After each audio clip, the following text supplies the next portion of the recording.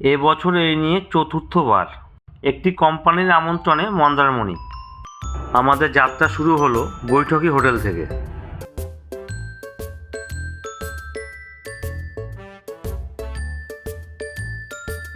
হোটেলের ভেতরটা একটু ঘুরে দেখা যাক। খুবই সাজানো গোছানো এবং পরিষ্কার এই হোটেলটা। এর ভেতরটি খুব পরিষ্কার পরিচ্ছন্ন এবং দামি দামি আসবাবপত্রে সুসজ্জিত। এখানে এসে শুনতে পেলাম এইটি কোনো হোটেল বা রেস্টুরেন্ট নয়, এটি একটি জনৈক ডাক্তারবাবুর বাড়ি, যিনি পাশে বাড়ি করেছেন এবং এটিকে হোটেল বা রেস্টুরেন্টে রূপান্তরিত করেছেন। ঘড়ির কাঁটায় তখন রাত 10:30। বাড়ি বা হোটেলটিকে ভালো করে দেখে নেওয়ার পরে এবার আমাদের খাওয়ার পালা।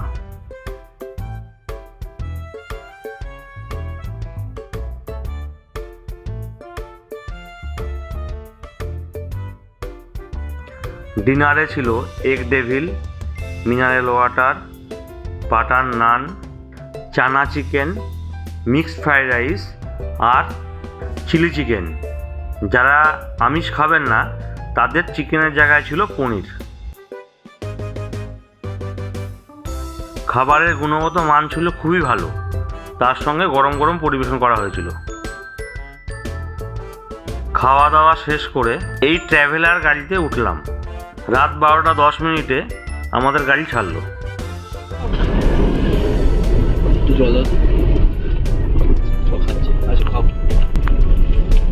মন্দারমণি পৌঁছাতে সকাল 5:30 বেজে যাবে। এখন একটু বিশ্রাম করে নেই, দেখা হচ্ছে মন্দারমণিতে গিয়ে। ভোরের আলো সবে ফুটেছে, ঘড়িতে সকাল 5:40। চলে এলাম মন্দারমণিতে। এখন উঠব মন্দারমণি গ্র্যান্ড বিচ রিসর্টে।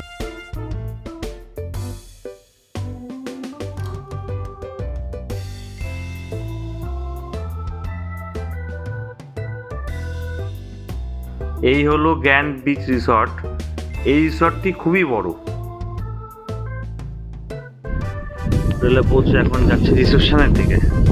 রিসেপশনে গিয়ে চাবি নিতে হবে।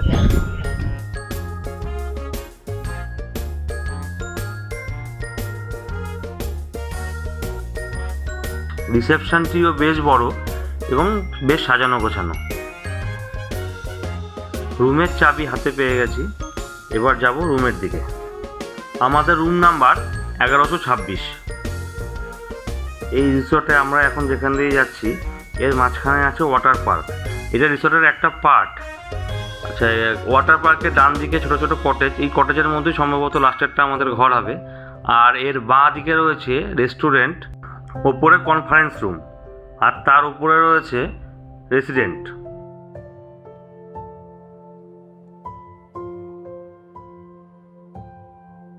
ওয়াটার পার্কটা বেশ বড়।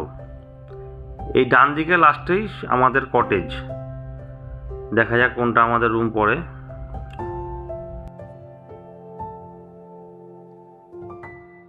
পেয়ে গেছি আমাদের রুম 1026।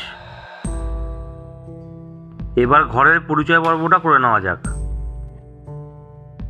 মূল দরজা খুলে সামনে এগোতেই পড়বে বাথরুমের দরজা।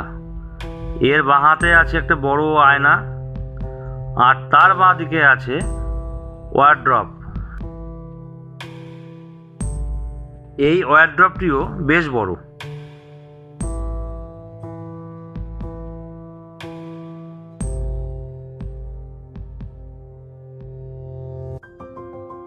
প্রধান দরজার ডান দিকে আছে একটি বড় টেবিল। সেই টেবিলের মধ্যে আছে চায়ের কাপ বা চায়ের সরঞ্জাম, আছে একটা বড় এলইডি টিভি, 43 ইঞ্চির টিভি, আছে একটা সোফা, সোফার সঙ্গে আছে টি টেবিল, ডবল বেড এবং সুসজ্জিত তার পেছনটা। বাঁদিকে যে কাজটা দেখা যাচ্ছে এটা হচ্ছে বাথরুমের ওয়াল। রিসেপশন বা রুম সার্ভিসের সঙ্গে যোগাযোগ করার জন্য টেলিফোন, এছাড়াও আরও দুখানা ছোট ছোট টেবিল। জিনিসপত্র রাখার জন্য এই ঘরটা খুবই আদর্শ। যত লাগেজই হোক না কেন এতে কোনো সমস্যা হবে না।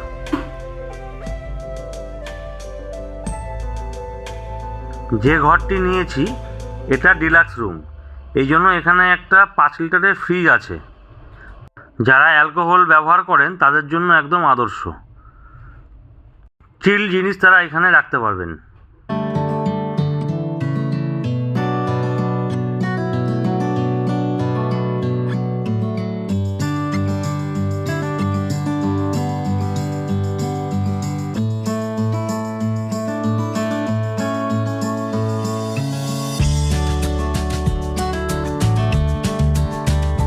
আবর্জনা ফেলার জন্য আছে ডাস্টবিন।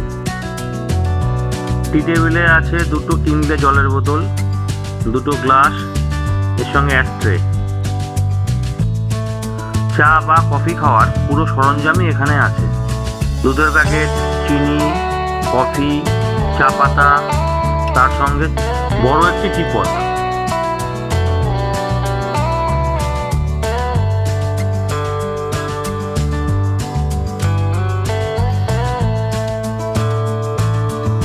আর বাথরুমের দরজা খুলতেই একদম সামনে চোখে পড়বে বাথটব,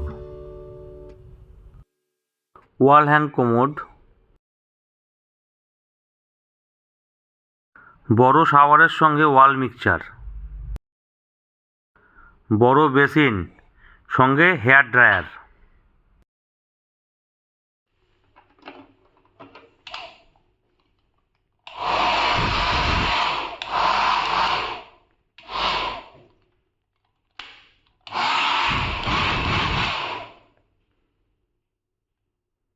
এটাতে গরম বেশি বা কমও করা যায়।